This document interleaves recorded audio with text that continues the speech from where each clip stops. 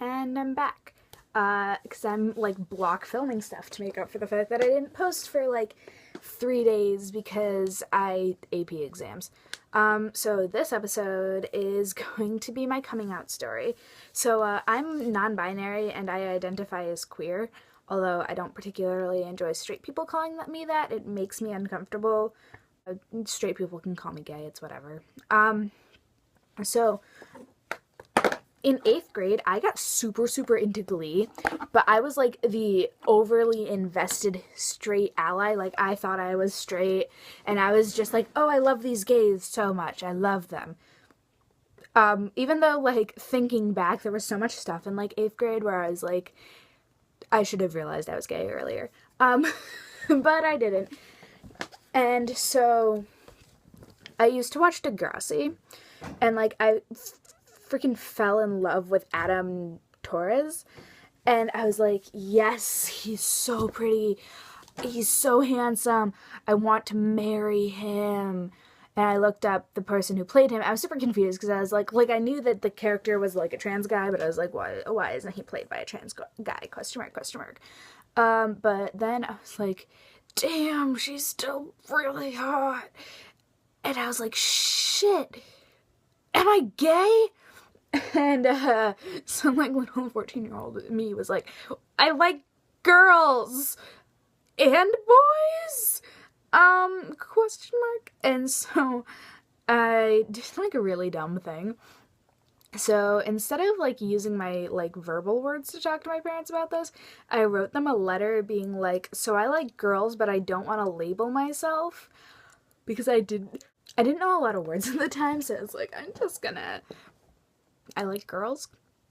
And so my mom so like we discussed it afterwards, but I like left the note on the table and then left for swim practice and just avoided talking about it.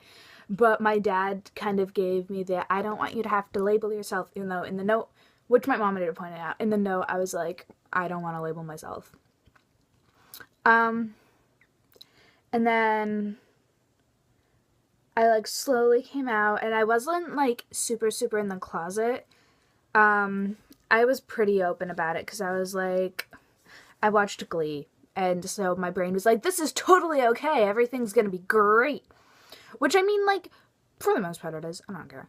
I had a boyfriend, then I had a girlfriend, and they both knew, and it was whatever.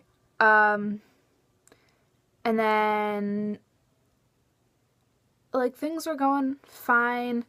I had that girlfriend for until the end of sophomore year, I want to say. Yeah, we broke up like shortly before my junior year. And at the end of my sophomore year, I kind of had this like little epiphany type thing of like, what is gender? And I did talk about this in my like NB Thoughts video. And I was like, what gender? And I was like, someone help me. And I asked so many people. I even asked, like, I know a non-binary person. I asked Zur. I was like, help? I definitely need to update my phone storage. Like, upgrade it. I need more. This is ridiculous. Anyways, so I talked to a non-binary person and asked, has he experienced gender? And Z was just kind of like, dude, I just do. I can't really explain it. And so I spent the summer between my sophomore and junior years just kind of having an existential crisis for, it was from like mid-March to like August, September-ish. And in that time, I talked to a bunch of people, trans people, cis people, non-binary people, and I was just like, can you explain gender to me? And then I realized I didn't feel like a girl because, like, gender is not real, friends. It's all a figment of our imaginations. But then I was like, I'm not a girl. Like, I don't know why I thought I was, but, like, I just don't feel the feelings that girls are supposed to feel, I guess. And so I was like, okay, so I'm nothing? I said I was agender for a while, but now I've like settled into the label non-binary and occasionally genderqueer, depending on how like politically charged I want it to sound, because both fit me. And So I came out at the end of sophomore year to my English class because I read a book by a trans girl about being trans. So I read the book and I was like, that's me. Like, not completely, but like, I understand this. So I was doing a book report on this book. And so I started my book report on the book with, so I'm not a girl, and came out to my entire English class at once, which was, everybody was super supportive, and I actually still have notes in like my yearbook being like, damn, that was brave, and I treasure them. I treasure the notes. What part of the story was I at? So I spent that summer trying to figure out like names and stuff. I went through Aurum, which is it's Latin for gold. For a while I went by Jehan, which is my favorite character from Les Mis.